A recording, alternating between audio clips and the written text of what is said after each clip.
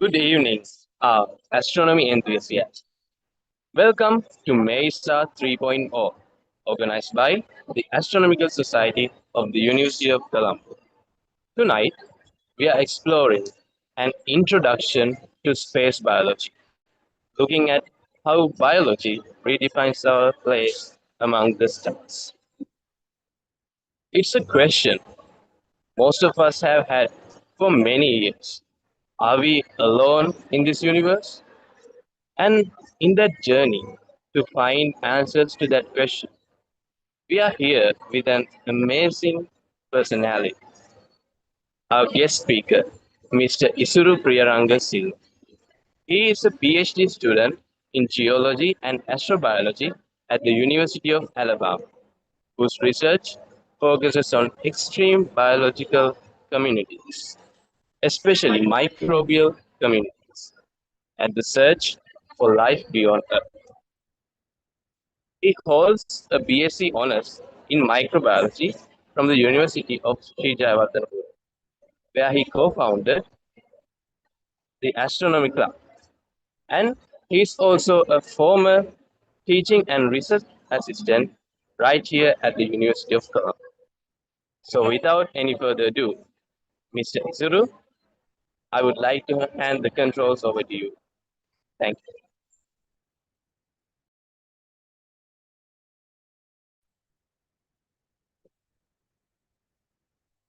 Hi, Dasul. Thank you so much for the introduction. I think there's a little issue. I can kind of hear you again and again. I think someone's maybe.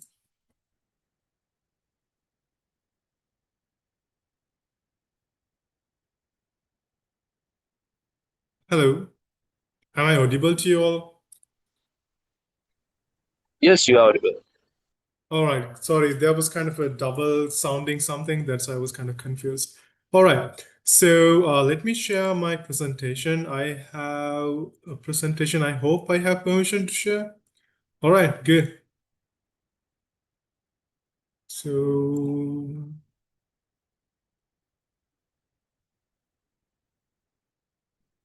okay, I hope you guys can see my screen. All right. So first of all, thank you so much for inviting me for this webinar. Oh gosh, I have subtitles. Give me 1 second. Okay, now it's all good.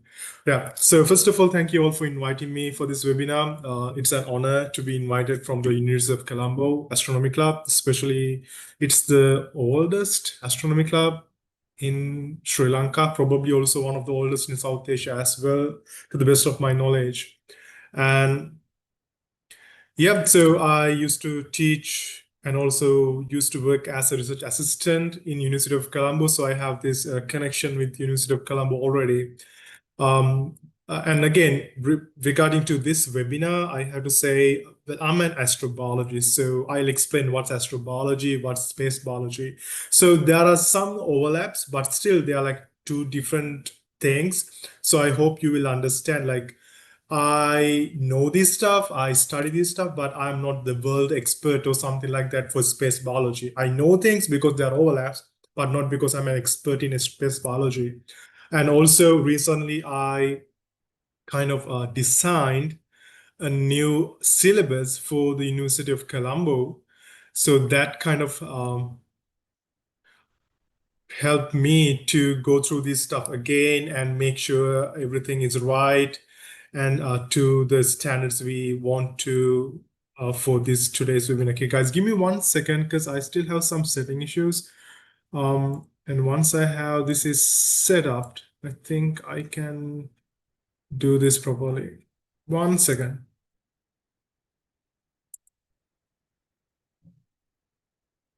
Speaker. Oh, multi speaker. Interesting. All right, so it looks like Zoom has different issues, but it's fine. I can just go through over here. All right. So as I mentioned earlier, I'm not the expert in space biology, but I'm an astrobiologist. And first, I'll explain what's space biology and what are the overlaps between astrobiology and space biology and how I'm kind of related to this field, although it's not my exact field. All right. So I will start like this. So imagine we have 6 astronauts. So if you have watched a Martian movie, now think you want to go to Mars. You have 6 astronauts and it takes about 3 year mission and you don't have enough supplies. So you take all you want with you, but you can't take a lot because that's a lot of payload. So you have to take all your food, your material for building all these hubs and everything, even like research equipments and everything, medicine, water, oxygen, everything you need. And you don't have any like resupplies. Let's say if you live in ISS, International Space Station, you still have supplies every once every or like twice every month. So you get oxygen, water, food, medicine, everything time to time, either from a Dragon capsule, like from SpaceX or like some NASA or some Russian capsule. They kind of deliver these supplies to ISS. But if you go to Mars, you don't have any of these like resupplies. Everything you want, you have to carry it with you. So now let's brainstorm what biological risk we are going to have in this situation. You have 3 years and you have limited supplies. You don't have any resupplies like we have in ISS, and you have 6 members. What are our issues? What's going to be our issue? What's going to be our main issue? What do you guys think? Just brainstorm. You don't have to tell me. If you want, you can chat. You can use the chat group. I mean, not the chat. Yeah, you can use the chat, and then you can reply in the chat to say like what issues we might have in this situation. Okay, if you want to share, you can go ahead and share, but if you don't want, it's fine. Okay, let's go because I don't have enough time. I have another meeting right after this one. All right. So these are going to be our main issues. Well, supplies. So we need a lot of water for our crew, and also we need oxygen, and we need waste to recycle our waste, and we need medicine. At the same time, biologically speaking, they are going to face a lot of biological issues, especially their body has to adapt to this microgravity or like different kind of gravity. And then unlike Earth, there's going to be a lot of radiation exposure. I'll explain a little more later. And also, as we all know, microbes plays a huge role in our lives. So microbes can be good and also microbes can be bad. They can make contamination. So we can talk a little more later, but these are real world issue we are going to face when we do like a long distance mission, like let's say if you want to go to Mars or Moon or even beyond that. So to address these stuff, engineering itself or astronomy itself, they cannot help. So that's where we need biology. So speaking on that, I'm going to show you like what's our roadmap for today's presentation. First of all, what's space biology? So you might think, oh, astrobiology, space biology, maybe they all are the same, but well, yeah, they have some overlaps, but they are different things.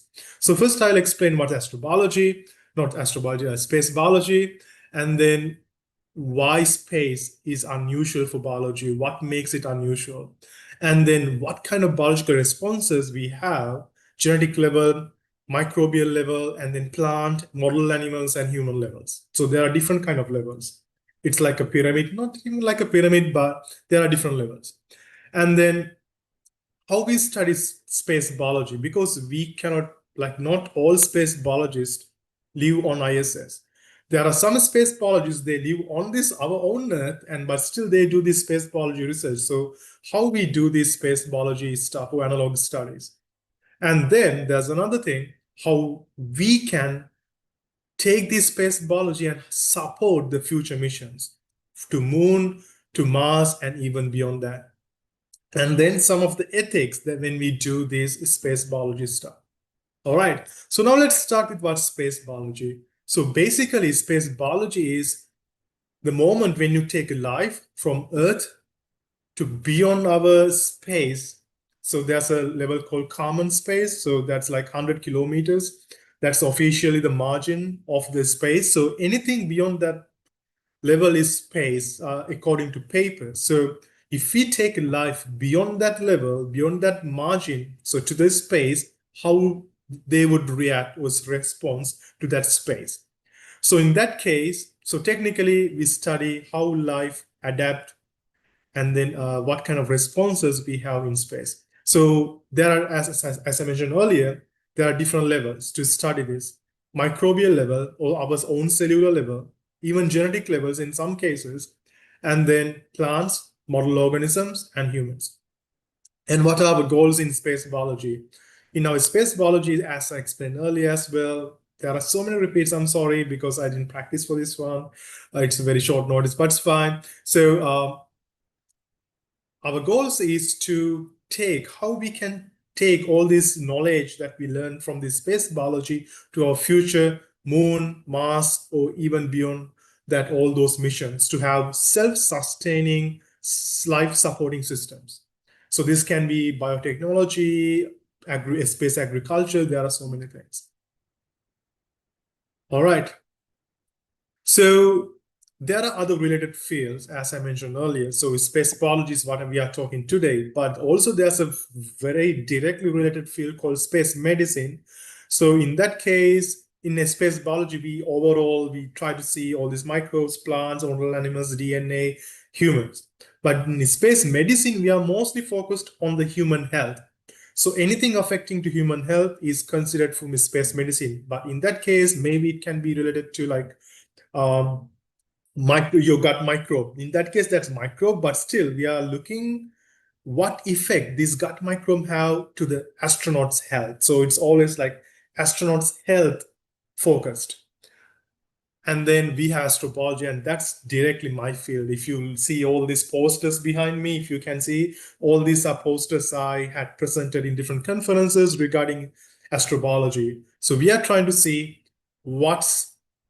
how life survive on other extreme environments, what's the origin and evolution of life, and where life could evolve, where life could survive, and if life survive on other planet, what kind of conditions they might have, how they survive. So like we are trying to see technically the alien life. We don't use the alien life in our day-to-day like astrobiology presentation because they think it's a fancy like pop culture word. So we say external life, or we can say life beyond Earth.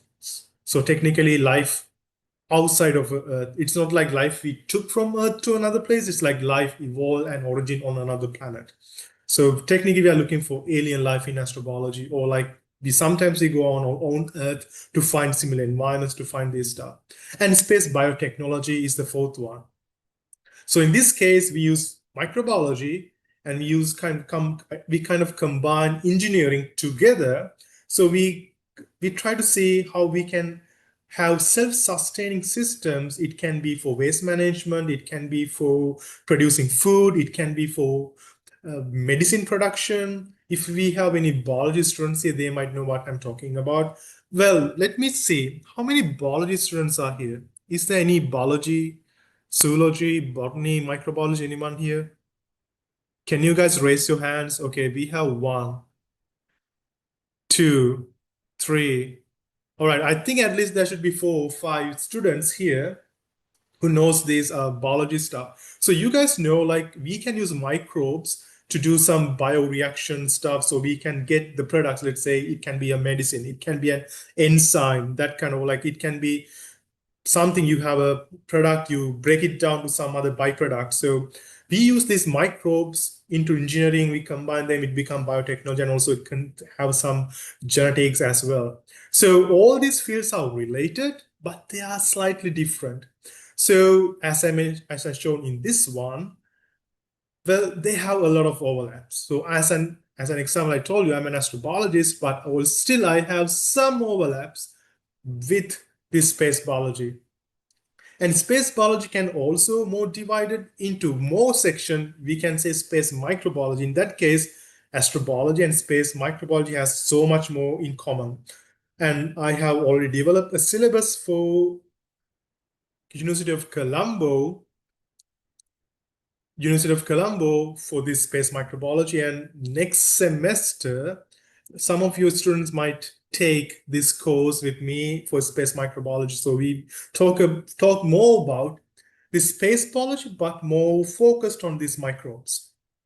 All right, so I'm not going to read this one for you guys, but I just wanted to show you there are so many overlaps, but still they have their own characteristics to differentiate themselves from other fields. All right, now let's go to the real stuff. This was all introduction part. Okay, so in space, you might think, oh, it's going to be just one or two stresses, or like one stress at a time. But in reality, space is not just one stress. There are so many different stresses. So here I show you two stresses. So these are like the main two stresses in this space, according to NASA Human Research Program. So here we have gravity as a stress. So on Earth, we have 1g gravity. But the moment when we go to space, above ground, the gravity slowly reduces. So as a result, we have different responses in our body to this gravity. So gravity is one thing. Also, let's say if we are in ISS, the gravity on ISS is different than the ISS you might the gravity you might experience on the way from space station level to moon, or like between moon to Mars. So these are like different kind of gravity. So there are zero gravity, microgravity, and then 1/6 of the gravity. There are different levels of gravity. So there are different levels of gravity, and they all have different effects on human health or even microbes and many other things. And radiation. So this is, for my perspective, radiation is the most critical stress in space environment, because radiation can do so much damage to our DNA, cellular level to molecular level. So some of these effects can be fixable. So let's say you have some DNA mutation. So this radiation kind of break the bond between these DNA base pairs and they make mutations. In some cases, they can be repaired. But there are some DNA mutation, you cannot repair them. So that's going to be a huge issue. And you may have cancers and some other huge issues if you face this issue. And then there are three other stresses that NASA recognized. So these are not like directly from space, but it's like stresses we make from ourselves. So let's say you go to Mars, so you should be in a space ship. So this spaceship is really, really small. So when it's really small, it's confined environment. So let's say, I'm pretty sure you guys remember during the pandemic, you guys were kind of confined, you were kind of limited into a small area. So that was your house, your apartment, your hostel, whatever. So you were kind of limited to your house. But still, imagine, even if you're still kind of restricted to your home, you still get water from outside. You still get air from outside. When you go to washroom, when you have shower, that water goes away from your home. But in this isolation, in this particular case, when you go to moon or Mars, you are kind of limited into this small space. So it's the same air which is kind of circulating. It's the same water that you pee, circulate back, kind of recycle, you drink maybe in 2 days later. So water, air, everything is kind of within this system. So that's a closed habitat. So all these are things that we made by ourselves, not technically space, but still these are stresses. So things that we have to consider. And there's one more thing, distance from Earth. Again, it's nothing to do with space. We just went away from our home. So I don't blame for space for this distance issue. Again, this is more of an engineering issue. So I'm not going to worry about this engineering issue part. All right, so I'm going to find a laser pointer. Give me 1 second. Do I have a laser? Yeah, I have a laser. All right. So I will more focused on this altered gravity and radiation in this presentation, especially because like biological stuff. And these stuff are also important, especially like psychologically. Let's say if you're limited to one place, if you had so much friends, you used to go outside, do sports, used to go out to go for a hike, like let's say waterfalls, rivers. You don't have anything when you go to space. So this is more of like psychological and engineering issues. So I'll also explain these stuff, but I want to focus more on these two, gravity and radiation. All right. So let's start with the microgravity. So this is one of my favorite video clips from the last Orion mission. So when you think of microgravity, the first thing what comes to your mind is kind of floating. Also, some people think gravity means just floating. Well, you might think, so let's say it comes here and then this pushy, the rise, it's named rise. So it's kind of a way they can know it's microgravity. So it's kind of floating and you can see the astronauts' hair kind of floating. So this is like, you feel like it feels like almost there's no weight. So it's microgravity is called as the appearance of weightlessness. However, microgravity or zero gravity is not actually, it's like um, not having gravity. It's something else. Let me explain to you guys if you didn't know this. So again, some of you might think if you want to experience microgravity, you have to go to space, like the ISS or even beyond that. But in reality, you can even experience microgravity even without going to space. So this is called zero G plane. So here, you can see they're kind of floating. It looks like they are weightless, but still, this is something else. Let me show you. So what they do is they have this plane and it goes 25-degree angle to the top and they kind of take it back and they go downwards. So this gives them like 20 seconds window kind of falling. So let's say you fall and at the same time, everything around you is also fall at the same time. So this is kind of relativity, Einstein's relativity. If everything falls at the same time, you kind of see them as they are moving the same distance as you together. So this gives the illusion of that it's weightless or like no gravity. But in reality, still there's gravity, but they're falling. Again, I'm reminding the word, this is falling. So what happens in the International Space Station is actually International Space Station is continuously falling towards Earth. So that's why it gives this illusion or like the feeling of weightlessness in ISS. So let me explain a little more. To understand that, we need to understand the Newtonian's catapult. So this is a very fancy way. So let's say you have a catapult, you shoot it.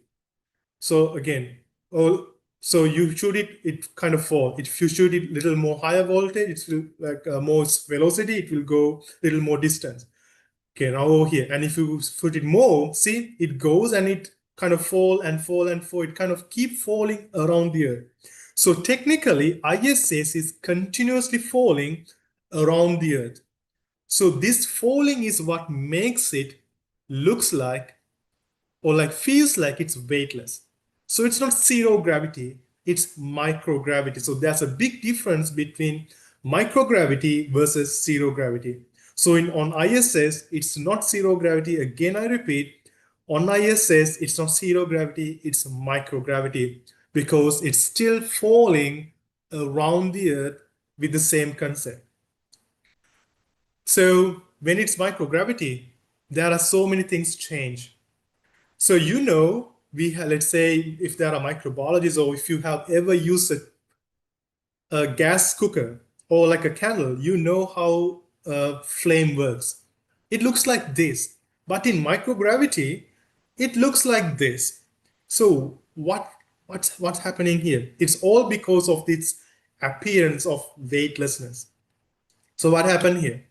So we know in a flame, let's say we have a flame and then we have this gas. These gas molecules, it get heated. When the gas molecule gets heated, we know it expands. So when it expands, the density of the air is reduced. So what happens? Because of this gravity, this lower density thing, they goes upwards.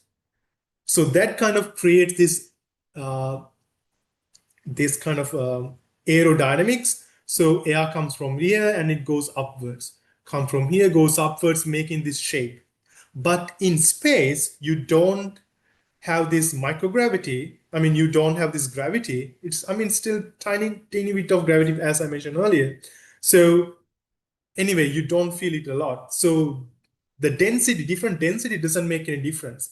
So it keep heating the air and it keep expanding, but it doesn't go up.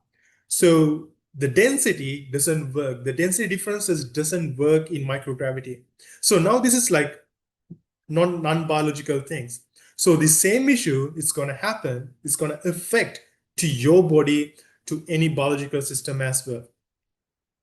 So as I mentioned earlier, ISS, so it's on LEO or lower Earth orbit. So still there's a little gravity exceed, kind of little almost zero, but not zero. So you get almost like weight changes. So that can have huge issue for density and so many other stuff.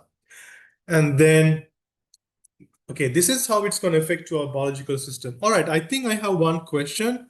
I'll come to you after I finish this slide. Is that okay, Ranuki? I see Ranuki's hands up, so I'll get back to you when I'm done with this slide. Is that okay? All right. So, oh, what's this one? I don't know what's this. Anyway, let me erase. No, I can't erase. Anyway, so as I mentioned earlier, when the gravity doesn't work the way it does on Earth, everything starts changing. So, as we know, let's say, oh, I don't have any test tube. Okay, I have this one right here. So it's like, oops, something just dropped. It's fine. So let's imagine you have a water bottle. So every time you have something inside, let's say you are making a protein shake. So you take it, you add this your powder in something, and you shake it. Why you have to shake it? Because with time, everything's kind of dissolved here, like kind of suspend here. That's going to settle down. But in space, it's not going to settle down because there's no like the field of gravity. Nothing's going to settle down. So they are going to start floating around the system. So, however, our body, our living systems are not evolved to feel that thing. Our body and most of this stuff are evolved in a way that our body want to feel the gravity. So, as an example, human bones, it's evolved for this gravity. But when you go to space, it's like, what's happening? I don't feel the weight anymore. So they have different responses that I will come later. So I want to show you this one. So, just to show you one thing, plants and humans, how we have evolved for gravity. So plants, they have specialized cells, and in those cells they have specialized um, small things that we call stactocytes. So these stactocytes, they kind of settle down to the bottom of the cell. And so cells, the plant cells, they can sense it. So by sensing it, they can say, oh, so my tree is kind of fallen to side. So I have to now grow towards up, like against the gravity. So they feel the gravity using stactocyte, and they can change how they grow based on that. So as an example, there's a tree here. So somehow this tree was grown and it was fallen, and then it's correcting its back to go upwards. And also human ear. Imagine your human ear. So this human ear has small units inside, and they have small things. Since most of you guys are not biology majors, I'm not going to explain everything, but just to let you know, in our ears, there's a thing that we can feel the gravity. When you're fallen, that's how you know. When you tilt your head, that's how you know. So our body feel the gravity. So that helps us to make ourselves oriented. So let's say if someone keeps spinning, this system kind of go crazy. That's why after you spin a lot, you can't walk directly without falling down. So gravity has a huge issue as a directional cue, and also in our biological system to work it properly in our system. So the moment when you lose it, everything's gonna mess up. So gravity, that's how gravity is a major issue in the space biology. And then radiation. Oh my goodness, I have this thing. How to erase this?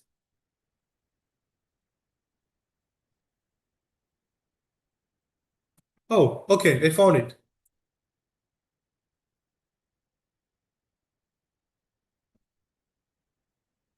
All right, back to laser point. All right. So the second stress is going to be radiation. So radiation can be two different main radiation. First thing, galactic radiation. So that's the cosmic radiations coming from other galaxies, supernova, like different stars. They sometimes they're like neutron stars. There are different things that make the radiation. So this radiation hits you the moment when you go to space. And also there's radiation coming from our sun. Our sun, well, that's again my research topic, like some of the spectra. I focus on the infrared region of the spectra, but sun also produces UV, gamma, X-ray, different kind of radiation. And also it has some uh, particles that coming from the sun that can cause issues to our biological system. However, on Earth, we are all protected with thanks to our magnetic field. But the moment when you go beyond this magnetic field's effect, you are going to face all these issues, all the cosmic radiation and all the radiations coming from the sun. And also, well, as I mentioned earlier, when we on Earth, it's going to be less issue. But the moment when you go to LEO or like lower Earth orbit, so let's say ISS level, well, you still have some radiation, but it's not a lot because still kind of under the protection of Earth's magnetic field. So let's say now you go to moon, like the mission they did last time. And in this case, they are going to expose to more radiation because they don't have this magnetic field protection. So what are the issues? So as I mentioned earlier, again, genes, reversible, irreversible. So some mutations can be repaired, but some stuff we cannot repair. So that's going to be issue, especially if any mutation happen in your stem cells or like very sensitive cells. Let's say your brain cells, neurons, your lungs, your eyes, bone marrow. Especially bone marrows are really hard. So if any mutation happen in these sensitive tissues, it's going to be a huge issue. It's going to be really hard for you to repair in your own body. So we have to be very careful when we develop space missions to protect our body, especially to protect these specific organs. Again, I will remind you, the brain, the neurons, eyes, lungs, and bone marrows, that's the tissue in your bones, so that produce blood cells. So if any mutation happen in your bone marrow, you're going to have leukemia, like blood cancer, like issues. So we have to think of radiation protection to protect our astronauts in these cases. All right. So, well, now I just covered the main two stresses in space, microgravity and then radiation. But again, since the NASA also say the confined environment has another stress, I'm going to explain that one as well. So space station or like even let's say any future missions to it's going to be a very confined environment. So here microbes live, microbes also go with us because like right now on your in your body you have more bacterial cells than your own cells. So technically a big chunks of microbes use you as a carrier to walk here and there, maybe to go to school, to go to canteen, to go to kitchen to get some food right now. So for me, it's like you are like a carrier for these microbes to walk around. So you can't sterile yourself. So if an astronaut go to space, you carry another some billions of microbes. So on your skin, you have streptococcus. Like there are different other microbes in your gut. There are billions of microbes in your gut. So the moment when you go there, you take microbes with you. And when you live there, you sweat, you drop microbes, you shed your skin. So skin has some mites. You bring some mites and fungi with you. So you make microbes and they live there. So you kind of contaminate this area. So this is going to be other like microbial stresses in space because you live in this confined environment. And then in kitchen, in bathrooms, you're going to have more microbes, especially if you go to right now, if you go to your bathroom, if it's not clean within like the last 2 3 days, you might see some biofilms growing around these water outlets. So in space you're going to have more of these stuff as well. There are water filters so microbes can make biofilms around this. There can be like filters for air vents so microbes may grow around there. So you're going to have biofilms. So we have to keep monitor this stuff, just not because of these like Microbes just are there because they can do some impacts, both for engineering, it can make system failures, and also they can cause health issues for human as well. So there are some other things that we can consider. Also, all right, so now I kind of explained the main stressors in space. And now let's see different living systems and how they react in different microgravity and space conditions. All right, let's start with microbes. So the moment when I say microbes, the first thing come to your mind is you think, oh, it's going to be a risk. So I'm going to talk the risk first, and I'll come to something later. So what are the risks? As I mentioned earlier, well, we bring some microbes on our skin, especially some staphylococcus. So these staphylococcus and some microbes are known to be opportunistic bacteria, which means, let's say your immunity get weaker. So right now they don't do anything. They are called common cells. So they just live. They don't do anything to you. It's like a friend who lives with you. But the moment when you get weak, they will take the advantage from you. So it's the same thing. They just live on your skin, your gut, everywhere. But the moment when your immunity is weakened, they take advantage of you. They will infect you. They will make you sick. Hope someone's drawing some things on my screen.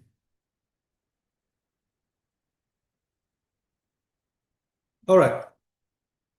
So So this is what's shown here. This is one of the Nature papers. I'll show you some papers. If you're really into this subject, you can go read those papers. Really highly recommended. I can just email you guys.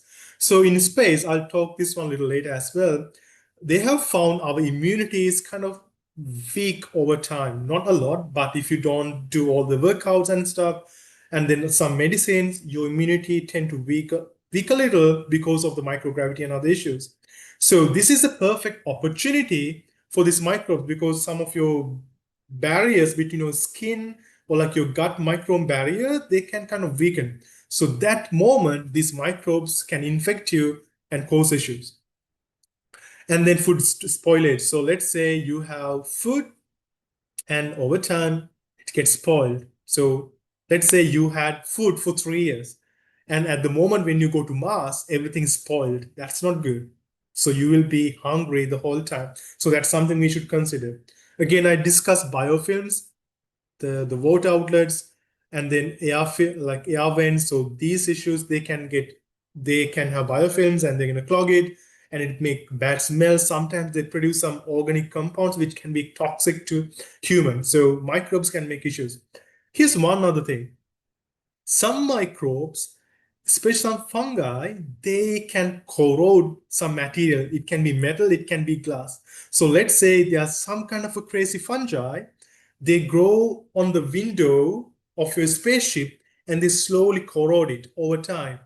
What if that makes it weak and it breaks and everything is gone? So that's one thing they should be very highly considered, especially if we have in some biology students over here. Right now, I have one slide just next to me. That slide has fungi growing on the slide without having anything. So fungi are crazy. They can just grow anywhere. So that's one thing we should really consider. So that's kind of a bioengineering thing that we consider when it's become to microbiology. And then contamination. So let's say you are a microbiologist, you are on the way to Mars to do some microbiological experiment. And somehow now you have a microbe kind of floating around your space station and it contaminate every single experiments you do. And that's an issue for our science output. So that's something we should consider as well. All right.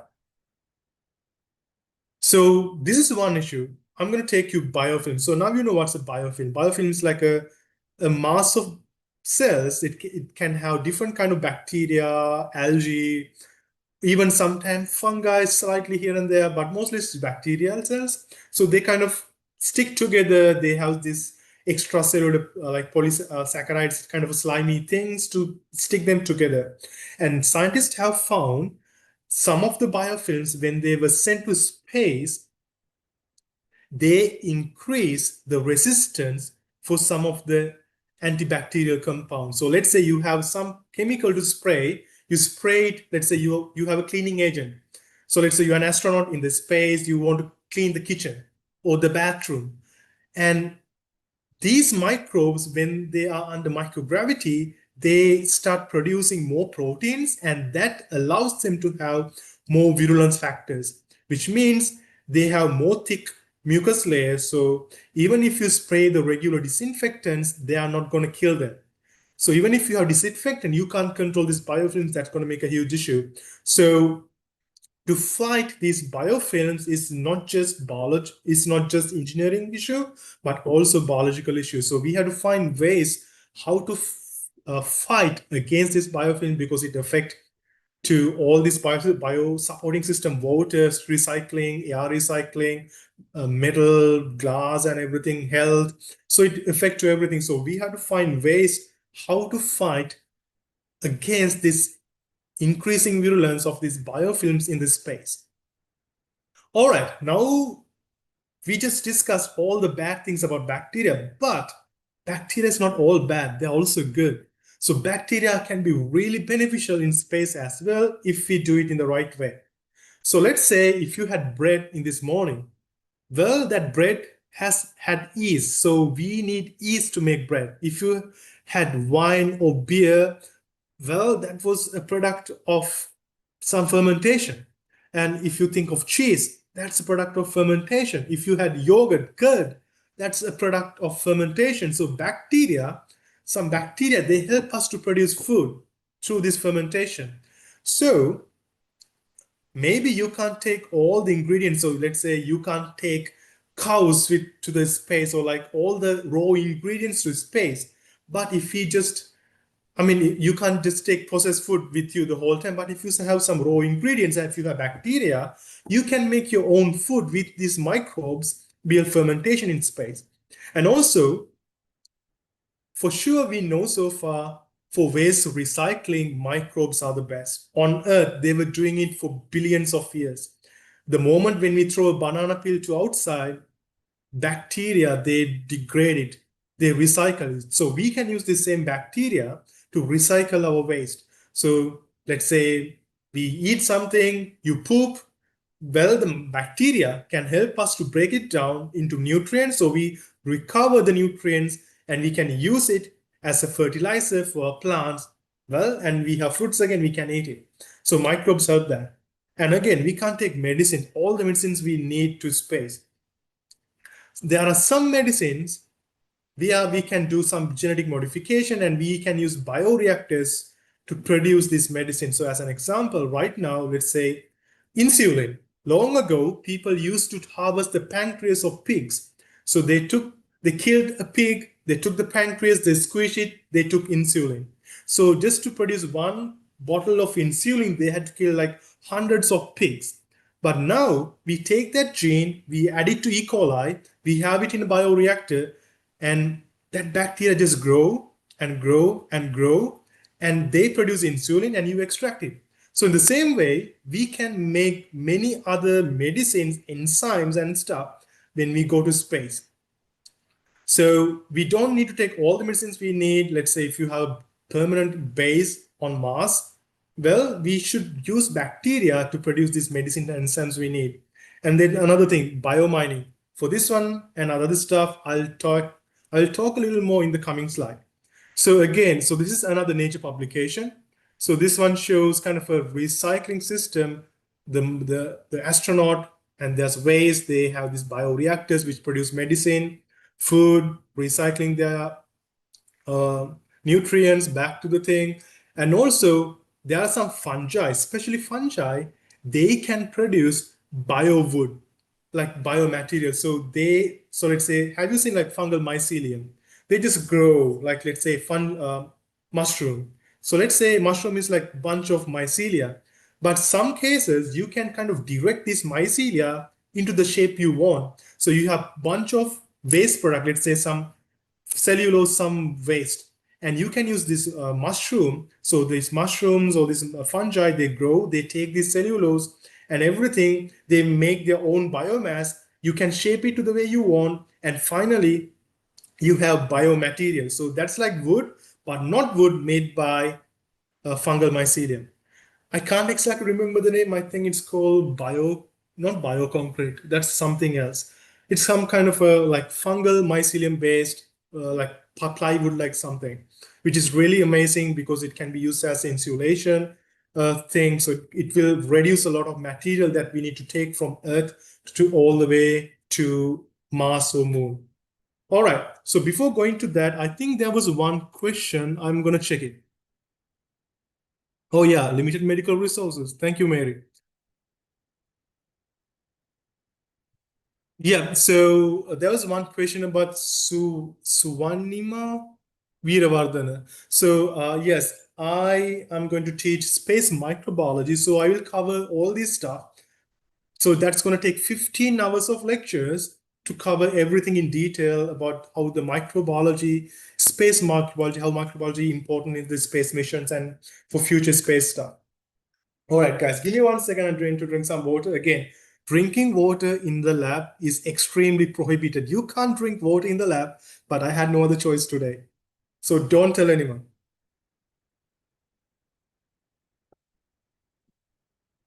Okay, so that didn't happen. I didn't drink water in this lab. All right. So here's one other thing that we can use microbes in this space. So I hope you all have watched Martian, movie Martian.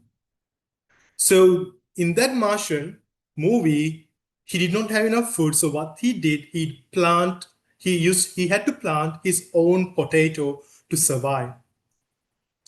Well, this is something they really have to do in the real Martian missions as well, because they can't take all the potatoes they need for this stuff. They have to grow their own things. But there's one issue. Even in this movie, they make one huge mistake. He just took the Martian regolith. Regolith is like a fancy word to say the Martian soil, but soil has a different definition. So we don't say Martian soil. Instead, we say Martian regolith. So Martian regolith has a huge issue. The thing is, Martian regolith have a chemical called perchlorate.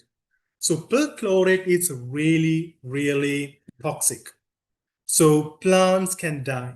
And even that perchlorate produce some chlorine, some byproducts, and it can affect to human lungs as well. So it's not good for ourselves as well. So in this movie, he just used Martian regolith and some poop. That's a good thing. Yeah, you have to recycle your poop in these missions. However, he cannot use Martian regolith because of this perchlorate. But in this case, microbes can help us. So there are some microbes that we found on our own Earth. They can degrade, they can convert this perchlorate into oxygen and chloride. So this is called bioremediation. So you break down some toxic thing into non-toxic things. Some cases, some byproducts can be useful as well. So in this case, by breaking down this chloride, we also get oxygen.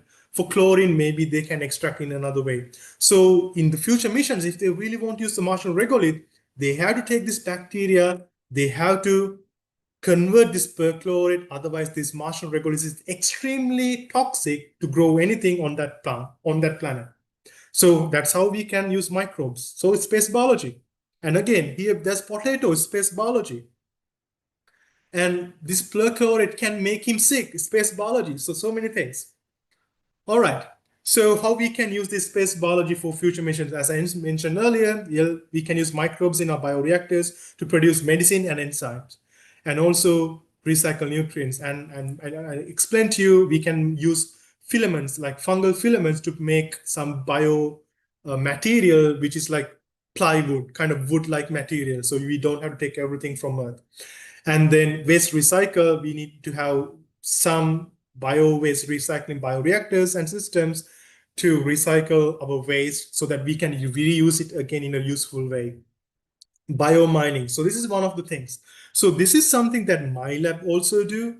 We have one of the PhD students, she does a research regarding to biomining. So what they do, they go to environment, they find some bacteria.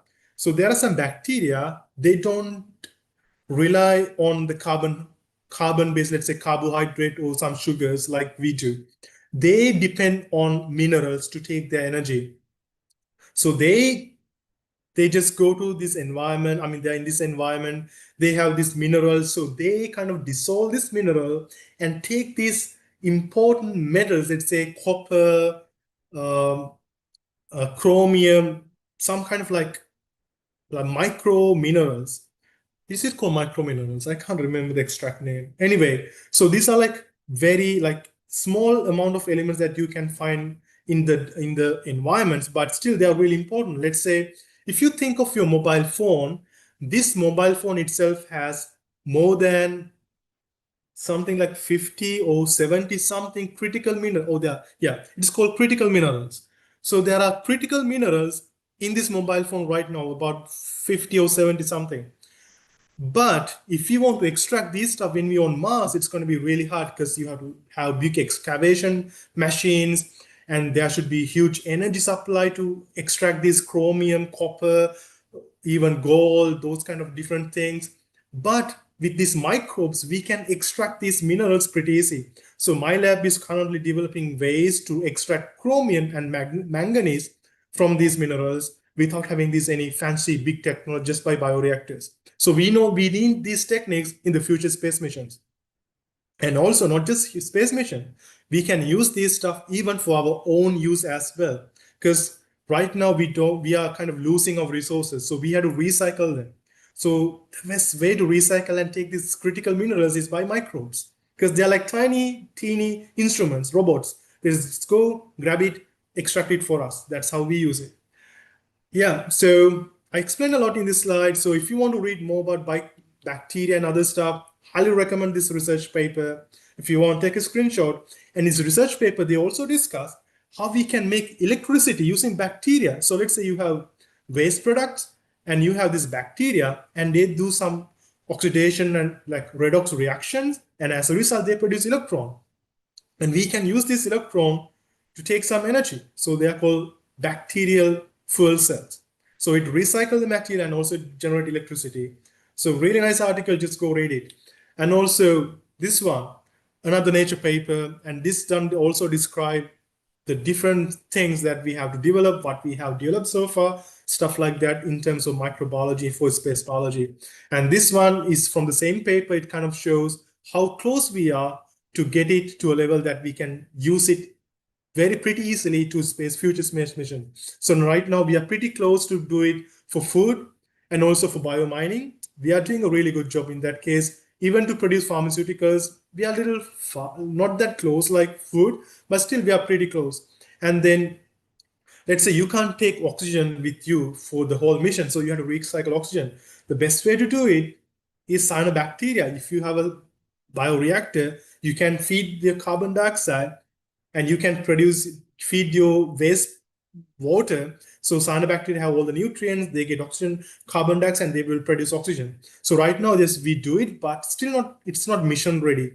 And there are so many other things that we need to finish, and we need to how we need to success to have a future successful Martian mission or like lunar mission.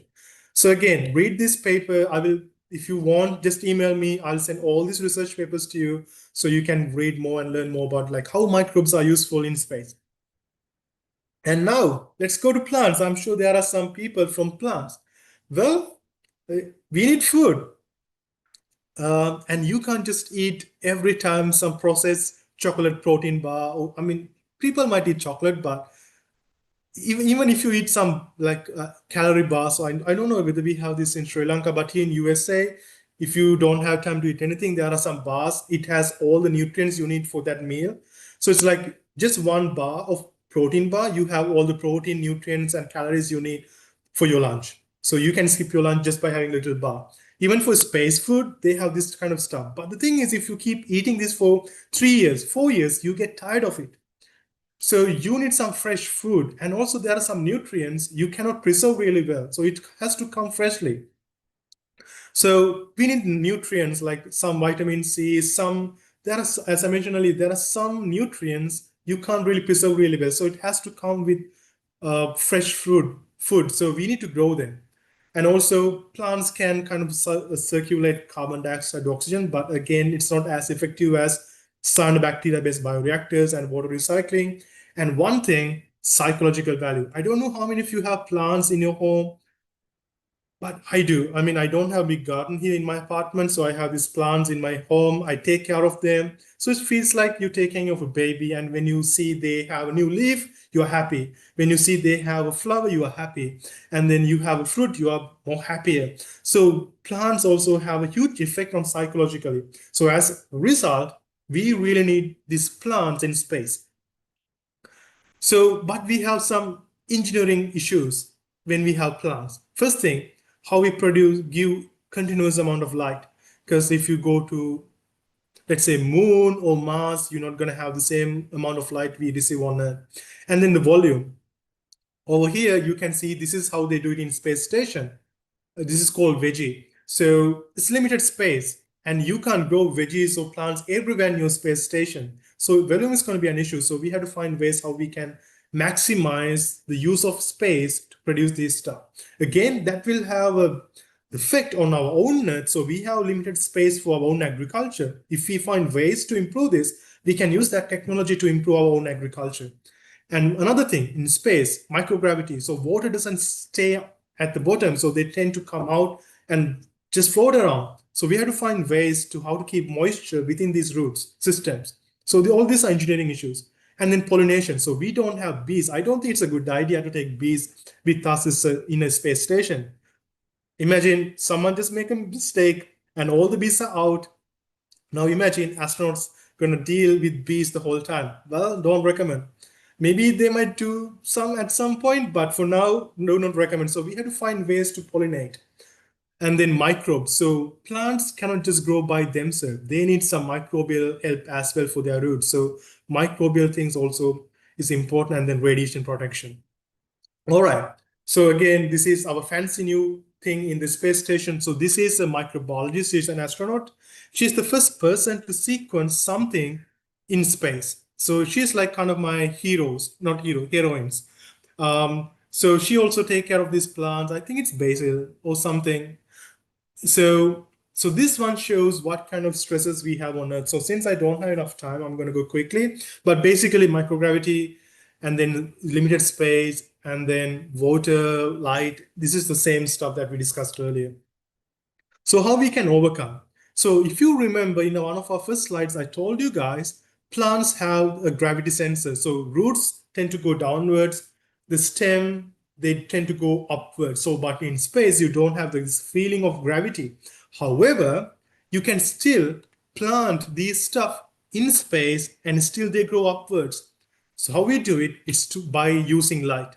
So scientists have found even if you don't have gravity, with light, you can direct the plants. So plants can grow upwards. However, there's other things for like especially for root system. So for roots, so if let's say if you have kind of a sponge-like system where you can retain water, roots can sense water. So roots tend to go downwards searching for more water. And also, if you have seen passion fruit have this spiral thing. So they have this touch sensing. It's called thigmotrophism, which means like touch sensitive. So plant roots also show the same thing. They are kind of touch sensitive. So if we make kind of a matrix, so that matrix can kind of help them to guide where this root should go. So even without the gravity, we can help them using these water retention systems and spongy something and this kind of texture, something to guide roots. Even without gravity, we can guide these plants to go upwards and roots to downwards. And also nutrient gradient also plays a huge role for root development. So we have to think all this as well. And again, so if you are from botany department and if you like to do this kind of space plant stuff, I have a good news for you guys. So there's a space biologist. So she's from one of the universities. I can't remember the university. Let me see. Nope, it doesn't show right now. So she is a space biologist. So she works with plants and she has controls on Earth in her lab and she sends some of the stuff to space station and they compare what kind of gene regulation they have, like what genes express, what genes are like kind of suppressed. in this kind of microgravity. So genes and plants. So she's a Sri Lankan, and she's graduated from University of Colombo and from this biology department at the time. So if you are really interested, if you are from botany department, if you're interested in plant sciences, space biology, reach out to her. Maybe you can find your PhD in her lab. This is just a little thing. Her name is Pereira, but if you want to know the full name and email and other stuff, just email me. I'll reply to you. So yeah, this is your best chance to get into the field, and you might send some of the stuff you made by your hand to space station. It's a huge honor. So try it. And she's from University of Colombo, so she might consider that as well. All right. So space food. So as I mentioned earlier, the thing is we can have processed food, but over time, the vitamins and other stuff, antioxidants and these kind of some things, they decrease over time. So as a result, we need to produce our own food and vitamins and stuff.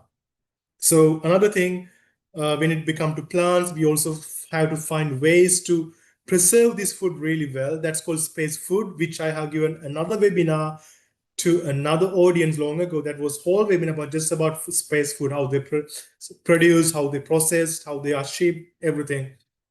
So we have to develop ways to do it in space.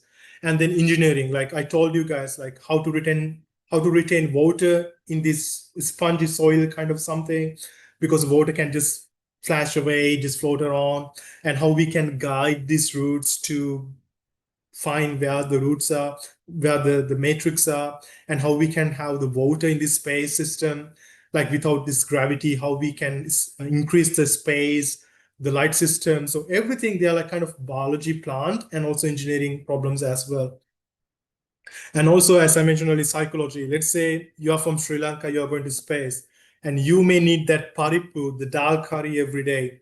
But if you want dal curry, I don't think it's a good idea that they can send dal every time. But let's say you can plant dal on Martian surface. So you can have your own dal curry maybe once every month or like once every 6 months, something. So if you think of culture, well, you can plant whatever you like, and then you can house and you can have it. So this is for like very long sustaining space missions. All right. So now we covered microbes and plants, and now let's go to model organism. Because we cannot study humans every time. We can't just send a human, use some radiation and check what happened to his body. No, we can't do it. It's not ethical. So therefore, we have model organisms and model stuff that we do. So sometimes we just send muscle tissue. Sometimes we just say neuron tissues to space, exposed to radiation, microgravity, and we study how they survive, how they do it. We send microbes and we say, again, radiation, microgravity, what genes they produce, what genes are suppressed, what mutation they have, we study them. And then C. elegans, this is one of my favorite guys. It's a nematode. So if you, let's say, I think there are some spinach. If you unroot spinach, if they might have some root galls. They have some like small ball-like structures on their roots. So you can break it. If you observe under microscope, you will see nematodes. Something like this. So these are nematodes. This is how they move. They are microscopic, like little less than 1 millimeter. So I really like these guys. I have worked with them. So these my C. elegans are a really good model to study these multicellular organisms, because no one cares about microbes, no one talks about ethics. But when it's come to C. elegans, again, no one really care because they are like nematodes, like microscopic multicellular life. So they use C. elegans to study how neurons development is affected by this radiation or microgravity or other stuff. Sometimes some flies, fruit fly larva, but it's mostly now with this C. elegans. Rarely, I mean, it's really hard to get ethical approves for these zebrafish and rats, but still if they have like proper reasons, they allow you to use rats and zebrafish to do these kind of experiments to see what effects they might have: bone marrow, bones, muscles, immune system, and etc.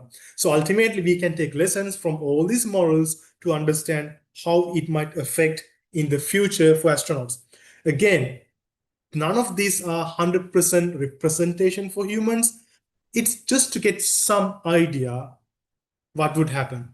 So that's something you should consider. All right, now let's go to humans, since I have to finish this by another 15 minutes, hopefully. So in human cells, there are so many issues which happen to humans.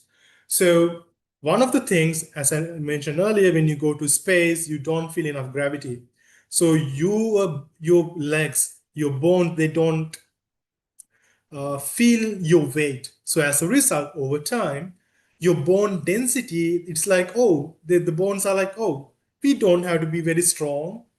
We can use this for something else. So they kind of start removing this calcium and everything from your bones, and your bone density start losing. So it become very porous and they can become weak. The same thing happened to your muscles. Your muscles, like us, for right now, I can feel this one. Like, let's say if I have some 20 kilos, I need to have some strength to lift it. But in space, you can just move it with just one finger. So your muscles, like, well, I don't need to have these big muscles. So it kind of shrink over time. So that's one of the biggest issues. So as a result, astronauts has to do workouts almost every day, at least for 2 or 3 hours. I can't exactly remember. So since they don't have enough gravity, they have this suspension system. So they have this spring. It kind of keep you down. So it kind of give you artificial weight feeling to do workouts. And again, I mentioned you guys earlier, your ear has this feeling of gravity. So when you kind of lean towards, backwards, sideways, your body knows in which way you are moving. But in space, it doesn't work. So your coordination and everything, they all messed up. So these are some of the issues that affect the human body. And another thing, our heart, our circulatory system is evolved to this gravity. So usually your legs has more water, like more liquid than your upper body because of the gravity. So your body has to pump more liquids to upwards to your brain. The one of the things that happens when you go to space is this. So when you go to space, since your heart is evolved to pump more things to upwards, you feel like it's kind of the pressure building up in your upper chest, especially your lung, and then your brain. So you get like your very puffy face and also kind of big headaches as a result the moment when you go to space. But after about 1 or 2 days, your body's like, oh, there's something's wrong. So they kind of slowly adjust, but still not the best. So it will completely recover after you come to Earth. So that's one thing happened when you go to space because of this gravity issue. And then I mentioned you earlier, our gut. So our immune system kind of changed because of this microgravity. And then also our sleep schedule changes. So some bacteria found it as advantage, so they can increase the virulence and they may infect you at the same time. And also our metabolic pathways. There was one research paper from Nature. They say in your mitochondria, some of the cycles, some of the organic cycles are more over-regulated. So, I mean, not regulated, they're more overexpressed. So they produce more of some products in mitochondria, while some of the stuff are like kind of lowering. So some stuff produce more, some of the produce stuff produce less. So your metabolic pathways kind of messed up a little, but it kind of balanced over time. But still, we have to find ways to keep it constant if you want to go far away, like bigger space missions. All right, so this one also show a summary. So your eyes, your brain, your heart, muscles, bones, spine, blood, it affect to almost everything. So space medicine is what try to focus especially on this thing, how we can tolerate all these space stresses to have sustainable long duration space missions. All right.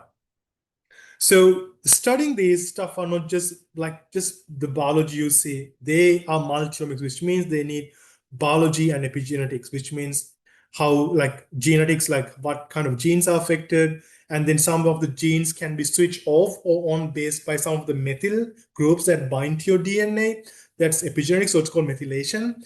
So let's say the same DNA you have in your eye are also in your skin, maybe in your gut cell, something. But they express in different ways. It's all because of this epigenetics. Some of the genes are turned off, some of the genes are turned on. So in space, this methylation can change. So they affect those stuff. So genetics and epigenetics. And also we want to know what genes are converted to RNA. So what genes are active?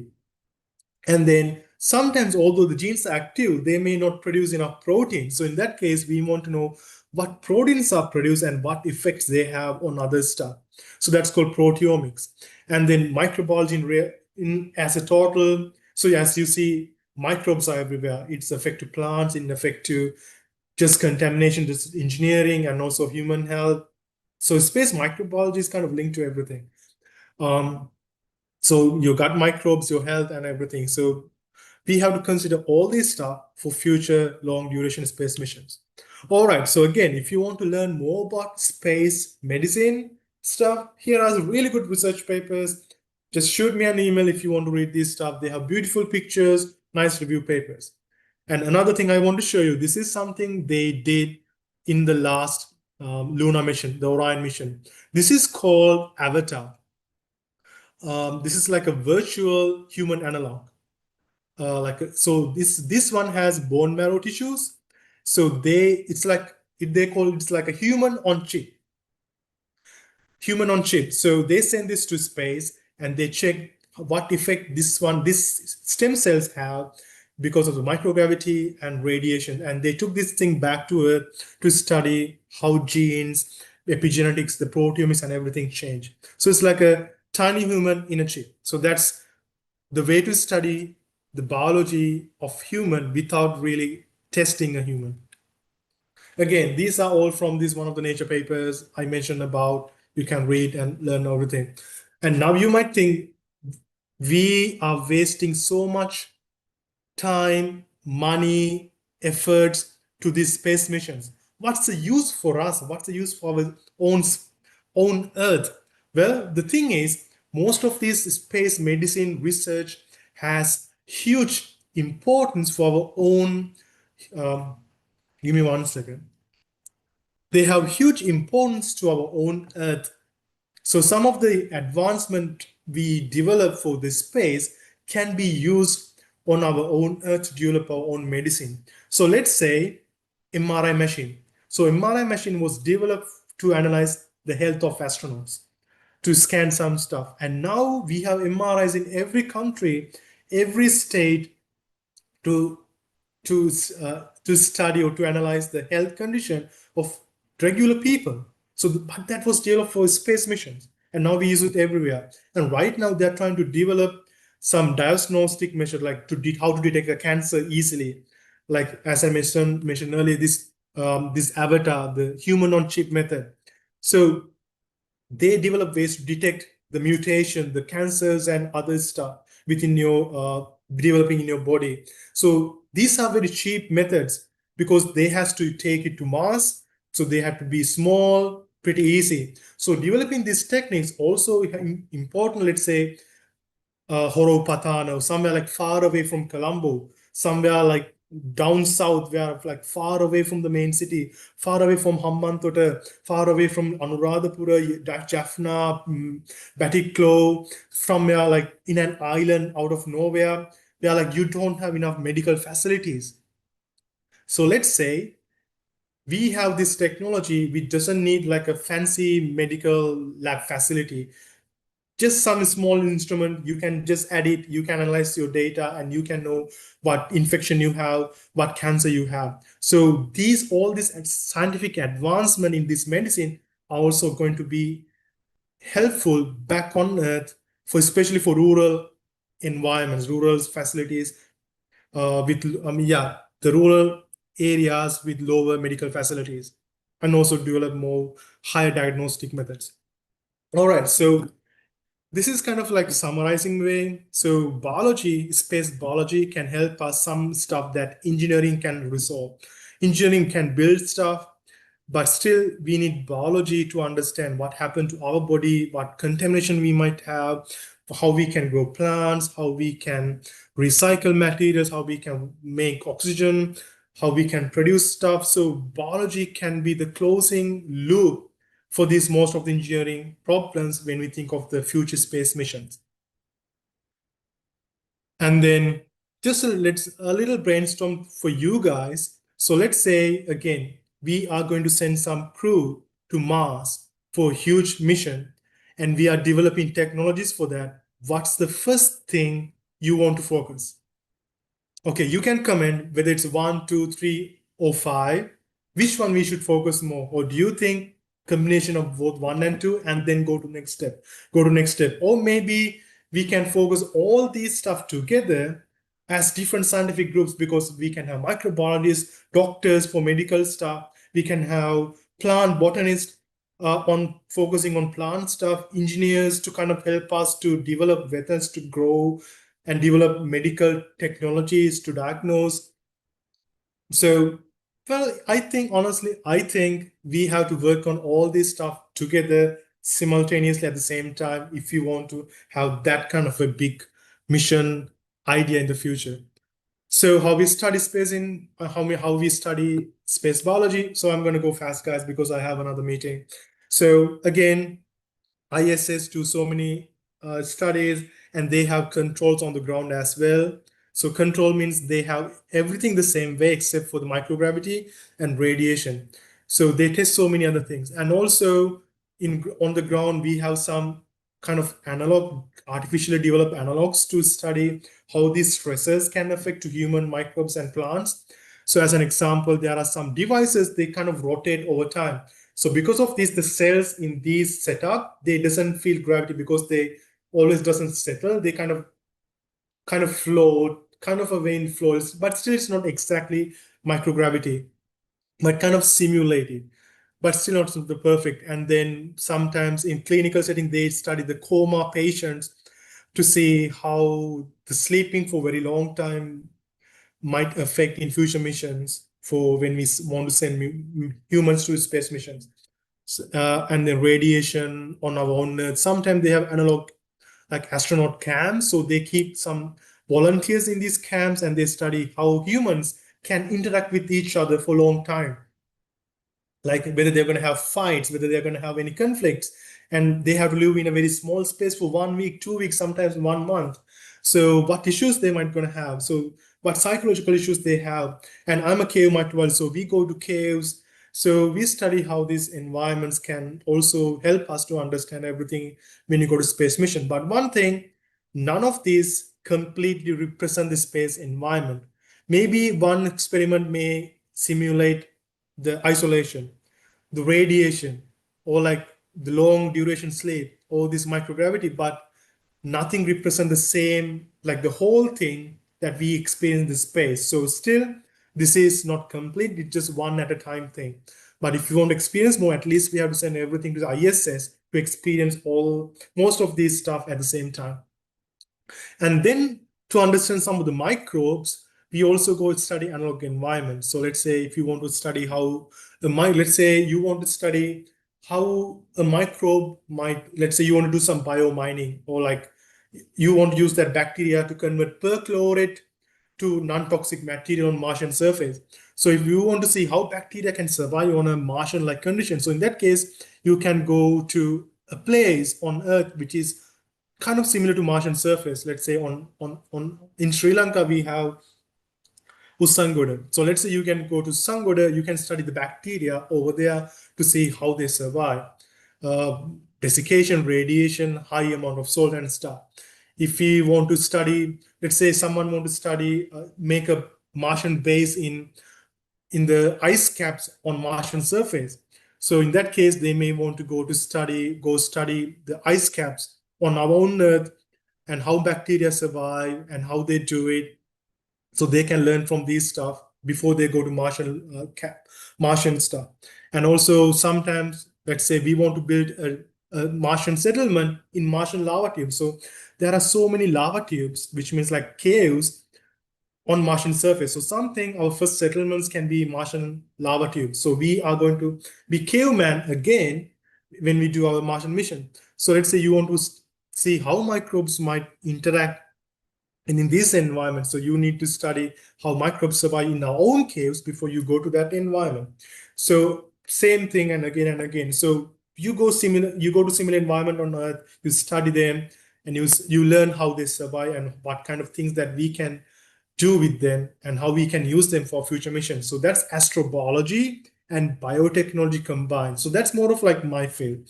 So as an example, this is what I do. I go to caves, I collect microbes, I grow them under different lights. This is because I want to study how microbes can survive on another solar system with different kind of light. So the light spectra is different, and also the amount of light is also different. So in caves, we have found in the dark environment, although it's dark to our eyes, still there are near-infrared light. So this spectrum is kind of similar to M-type stars, which is the most abundant stars in the universe. So by studying this cave algae, I can learn how algae can survive in a planet, exoplanet around M-type star under very dark light, under this kind of near-infrared enriched conditions. So this is my PhD research. Again, and now we have come to the last step, the planetary protection. So planetary protection is one of the main things in space biology, astrobiology, and everything. So let's say you want to study alien life, whether if there's life on Martian surface. But let's say by mistake we send our own microbes to Mars and we detect our own life, and that's going to be an issue. So that's called forward contamination. So on Earth, we are trying our best to sanitize. We can't completely sanitize everything, but we do our best. It can be microbe, it can be organic material. So there are different levels. So we have to do our best to not to bring our own bacteria, our own organic material to another planet to contaminate it. So this is another thing that we really consider. It's planet protection, so that's ethics. Backward contamination is right now is not something we really worry about. Earlier we were so scared. They were like, what if there are aliens kind of infect your brain and you become a zombie by some Martian fungus, Martian bacteria? But now we don't worry about that. But this is something we still kind of focus, but not crazy as like long ago. All right, so the takeaway message, the space biology, they affect in molecular level, DNA, protein level, to cells, model organisms, astronauts, and also plants and everything. And then we have to build methods to use them in a way reducing risk and to take more opportunities out of these microbes or other plant systems. And again, the future space missions are not just engineering issue, but it's also biological issue. So that's the main thing I want to tell, because the physics guy, the engineering guys, they're like, oh, astronomy, it's only for engineers, for the people who study physics and maths. No, the future of space is going to be also depend on biology. So without biology, we won't be able to finish the next gap in the space or our next step as humans to conquer. I don't like to use the word conquer, but to explore beyond our Earth, we need biology. So that's my final conclusion. So here's all the references, all the research papers and everything I used. And if you have any questions, any doubts, here's your time to ask questions. I can give you guys like 15 minutes because I have another meeting in 30 minutes. All right. So again, if you want to learn more about astrobiology, right now I have this active Facebook page, which I'm writing about astrobiology, space biology, space medicine. You can check this Facebook page. I keep writing articles, and this YouTube channel right now it's kind of inactive, but soon I'm going to add more videos about astrobiology and space biology stuff. Well, thank you. Okay, let me check the questions. Yeah, so I'm going to teach you guys space microbiology for your new syllabus.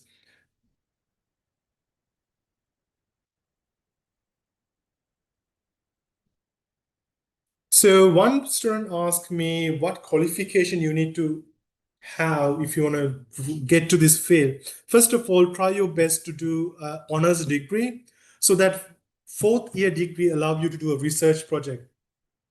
So try your best to do your research project kind of where you can link your that undergrad research to something like this. So let's say if you want to do a plant space, like plant-based, like space biology for plant-based research, try to find a research project. Let's say how plants can grow on serpentine soil. So sun-goddard. So serpentine soil is kind of like the Martian regolith-like soil. So maybe you can do a research about how plants grow on this Martian-like regolith soil, and what we can learn, what genes it activate, what genes it restrict, and what it has effects on. So this has to be a little advanced than just growing. So if you can do a research project, kind of where you can link it to your future PhD, so you can do undergrad research, and then you can apply for that PhD saying, hey, so you can apply. So give me guys 1 second.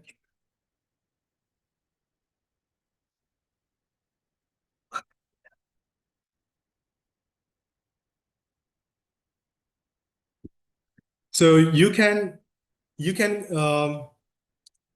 so you guys can do, yeah, first of all, you guys can, yeah, so how to say that? Sorry, guys, I was distracted. I had a little call. So you guys can do a research project, so you can link it to your PhD, so you can write the PhD supervisor saying, hey, I did this for my undergrad, and I have this experience. I'm really love this field. Do you have any project in your lab? So that's the way to do it. So especially develop your skills for genetics and research analytical skills. Vegetarian. So if you're a vegetarian, yeah. So the way to do is like space medicine. So space medicine is like a highly developed uh, field. So like it can be for human, even it can be for livestock. It can be many things. So any like big biological system. So just go kind of like do a little research about space medicine. That's how you can link to that one. Yeah, there are big fields. So origin of life research kind of involved um, origin of life research involved with mostly, yeah, it's like astrobiology. So origin of life, if you want to go for like chemistry base, it's going to be chemistry side. So try to focus more on like organic chemistry. So there's one professor right now in Japan. He studies some hydrothermal vent related molecular compounds and how they do it. Something happened, I don't know. Okay, yeah. So for origin of life, it's mostly organic chemistry. So try to focus more on organic chemistry if you want to go study about origin of life research. So he's studying whether the biopigments extreme fast.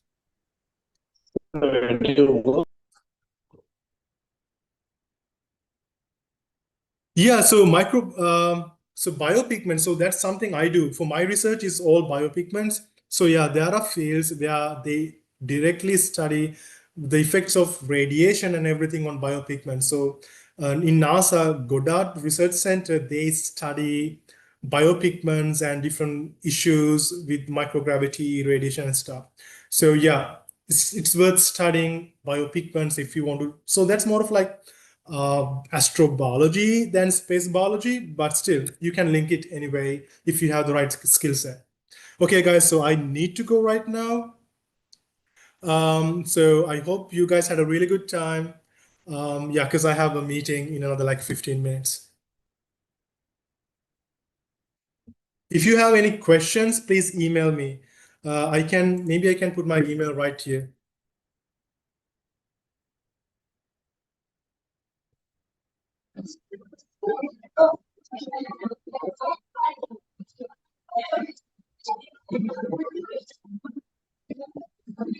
Thank you, Ms. Isuru. We are immensely grateful for the valuable time and expertise you shared with us. You truly captivated the audience with your ability to seamlessly break down such a vast topic. into small and pieces that are easily digested. And before we wrap up, I would like all of you here to turn your cameras on for a little to take a group photo.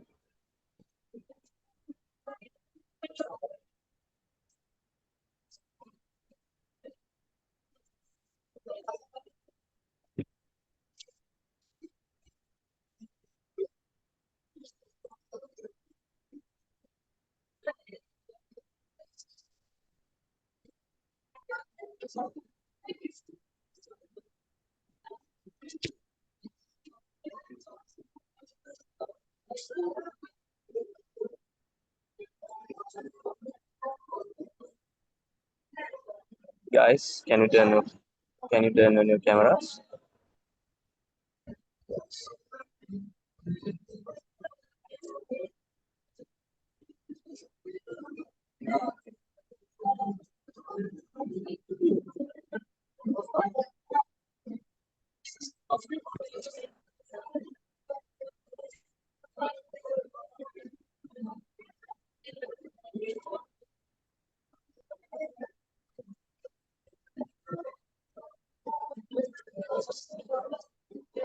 Okay, can you give us a little smile?